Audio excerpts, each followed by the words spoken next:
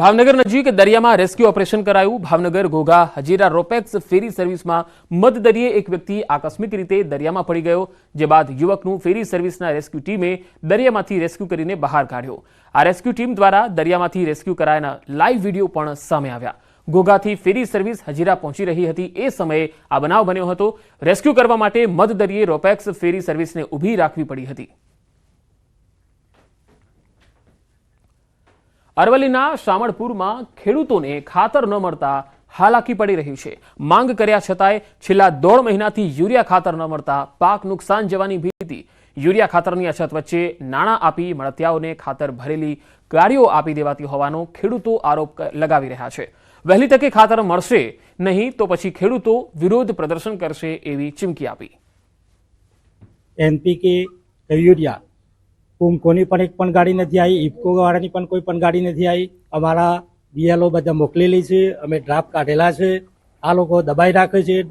મંડળીઓમાં private વાળાઓને ખાતર આપી દે છે 5-5 હજાર રૂપિયા લઈને, પ્રાઇવેટ વાળાને 5-5 હજાર લઈને ગાડીઓ આપે છે, મંડળીઓને ખાતર આપતા નથી। હાલ મારે યુરિયાની જરૂર છે સાહેબ। યુરિયા દરેક દુકાને અમે 5-5, 10-10 કિલોમીટર ફર્યા છીએ, અમને યુરિયા કોઈ જગ્યાએ મળતું નથી ને મળે તો એક બેગ પસવારી અમારે 150-200 રૂપિયાનું અધર ખાતર લઈ અને યુરિયા લેવી પડે એવી પરિસ્થિતિનું નિર્માણ થયું છે। હાલ ખેડૂતની કોઈ એવી પરિસ્થિતિ જ નથી કે આવી 10-10 બેગો બિનજરૂરી વળગાડવામાં આવે। જો ખાતર હવે યુરિયા નહીં મળે તો અમારો પાક નિષ્ફળ જશે। એનું બાંયધરી કોણ લેશે અને અમને પુરવઠો કોણ પૂરો પાડશે? અમારી 2-3 મહિનાથી માગણી છે ખાતરની, પણ બિલકુલ ખાતર મળતું નથી। ભિલોડાના શામળાજી પાસે આવેલા શામળપુર ગામમાં ખેડૂતોનો વિરોધ ઉગ્ર જોવા મળ્યો છે। ખાસ કરીને જે યુરિયા ખાતરની અછત છે તેના કારણે ખેડૂતો એકઠા થઈને વિરોધ દર્શાવે છે। જે પ્રકારે અછત જોવા મળી છે ત્યારે ગંભીર આક્ષેપો સરકાર અને ગુજકો માસો સામે કરવામાં આવે છે। સેવામળીના જે ચેરમેન હોય અથવા જે ખેડૂતો છે તેમના દ્વારા કહેવામાં આવી રહ્યું છે કે માત્ર ને માત્ર રૂપિયા લઈ અને જે મદતિયાઓ છે તેમને ખાતર આપવામાં આવે છે। પહેલાં ડીએપી ના મળ્યું, હવે યુરિયા ખાતર નહીં મળવાના કારણે છેલ્લા 1.5 મહિનાથી ખેડૂતો ખાતર વગર રજડી રહ્યા છે। જે પોતાની જે ખેતી છે એ ખેતી પણ જાણે કે બગડી રહી છે।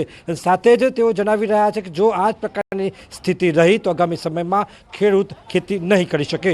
હાર્દિક પટેલ, ન્યૂઝ 18 ગુજરાતી, શામળપુર, અરવલ્લી।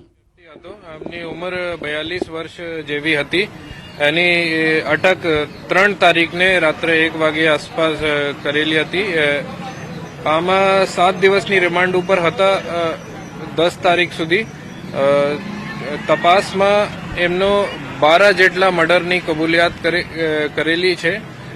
આમાં વિભિન્ન જેમ કે 3 ગુના જો છે આ રાજકોટમાં છે, 3 સુરેન્દ્રનગરમાં, 1 આપણા અસલાલીમાં છે, એમને ફેટલ દાખલ થયેલ છે, 1 એંજારમાં, બીજા 3 પરિવારવાળા જણા હતા।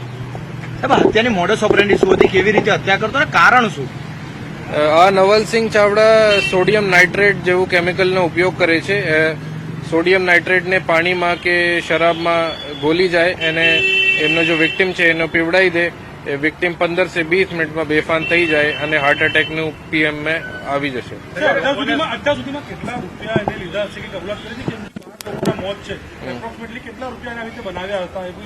આ બધું તપાસનો વિષય છે, અત્યારે તપાસ ચાલુ છે। સોડિયમ નાઇટ્રેટ ક્યાંથી લેતો હતો, કેવી બોલો સોડિયમ નાઇટ્રેટ ક્યાંથી લાવતો હતો, કેવી રીતે મેળવતો અને સોડિયમ નાઇટ્રેટની હત્યા થાય તે કેવી રીતે જાણતો? તેનું એજ્યુકેશન બેકગ્રાઉન્ડ શું?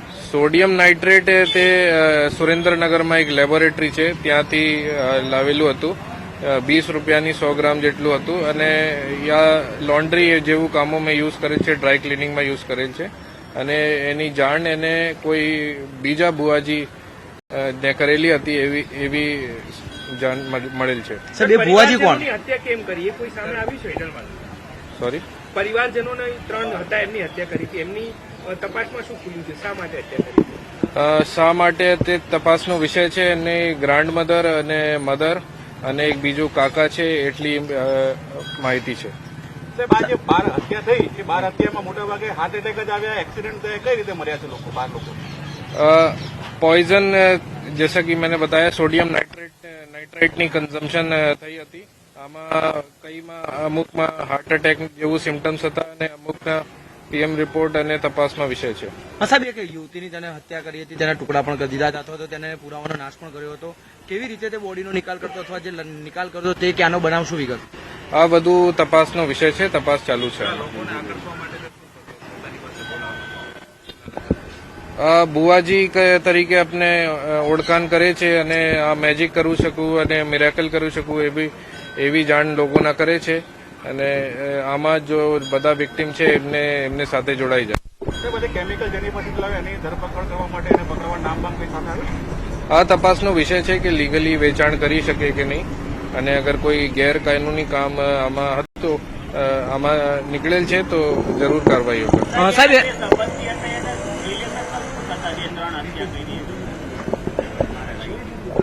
સર જે પોતાનો એને આશ્રમ બનાવે તો આશ્રમ કઈ જગ્યાએ બનાવે તો આશ્રમમાં લોકોનો સંપર્ક કેવી રીતે કરતો, ત્યાં લોકો કેવી રીતે ભેગા થતા? આશ્રમ સુરેન્દ્રનગર વઢવાનમાં છે અને આશ્રમમાં બુવાજી તરીકે એ કામ કરે છે અને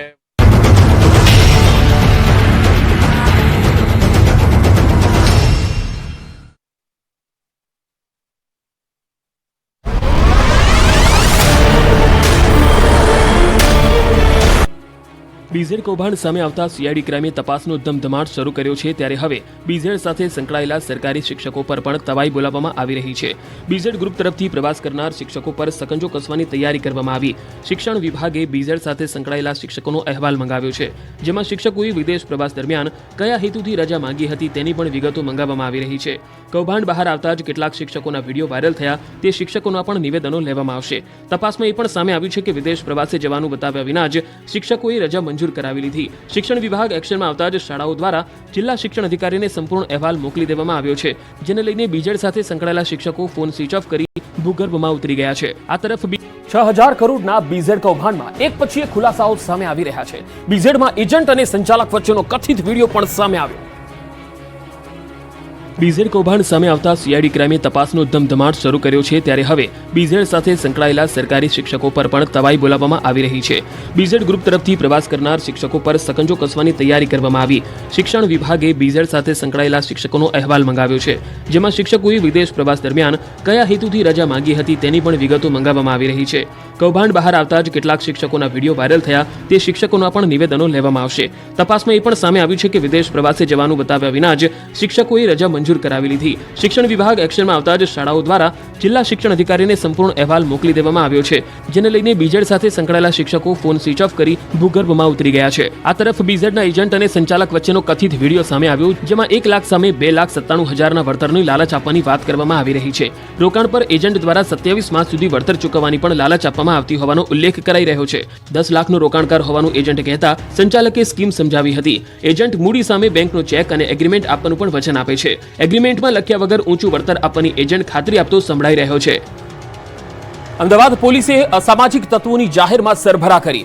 આરોપીઓએ હથિયાર સાથે તોડફોડ મચાવી હતી. અમદાવાદના શહેર કોટડામાં તોડફોડ કરનાર 5 શખ્સોને ઝડપી લીધા. પોલીસે તમામ આરોપીને સાથે રાખી જાહેરમાં સરભરા કરી હતી. સાથે જ ઘટના સ્થળે લઈ જઈ પંચનામું કર્યું. 5 ડિસેમ્બરની મોડી રાત્રે 9 જેટલા શખ્સોએ શહેર કોટડાના પંડિતનગરમાં હથિયાર વડે વાહનોમાં તોડફોડ કરી હતી.